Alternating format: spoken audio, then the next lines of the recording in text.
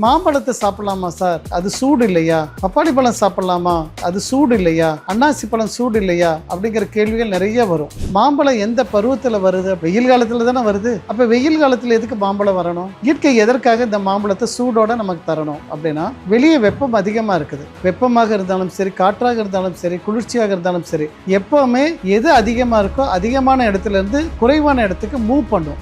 உங்கள் உடலில் வரக்கூடிய வெப்பம் வெளியே இருக்கிற வெப்பத்தை விட கூட இருந்துச்சுன்னா தப்பிச்சிங்க, அல்லது வெளியே இருக்கிற வெப்பத்தோட அளவுக்கு உங்கள் உடலும் இருந்துச்சுன்னா தப்பிச்சோம். அப்படி இல்லாமல் வெளியே இருக்கிற வெப்பத்தை விட உங்கள் உடலோட வெப்பம் குறைவாக இருந்துச்சுன்னா என்ன ஆகும்? வெளியே இருக்கிற வெப்பம் உங்கள் உடலை நோக்கி பாயும். அப்போ அந்த உடல் பாதுகாப்பு இல்லாமல் போயிடும். அப்போ இயற்கை என்ன பண்ணுது? மாம்பழத்தை அந்த சம்மரில் கொடுக்குது. அப்போ மாம்பழம் சம்மரில் சாப்பிட்றது தான் உத்தமம்.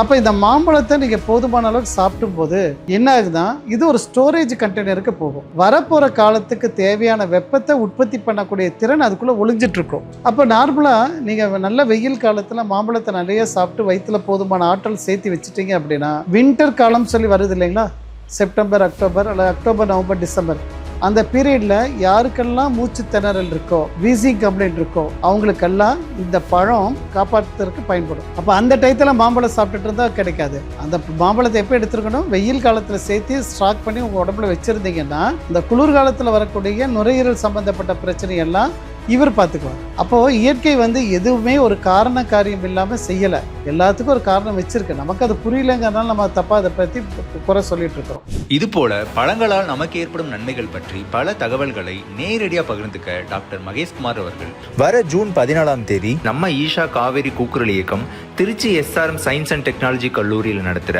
தென்னிந்திய பழங்கள் மற்றும் உணவுக்காடு அப்படின்ற மாபெரும் திருவிழா மற்றும் கண்காட்சிக்கு வராரு. இந்த திருவிழாவில் நீங்களும் கலந்துக்க ஸ்கிரீன்ல தெரியுற நம்பருக்கு கால் பண்ணுங்க.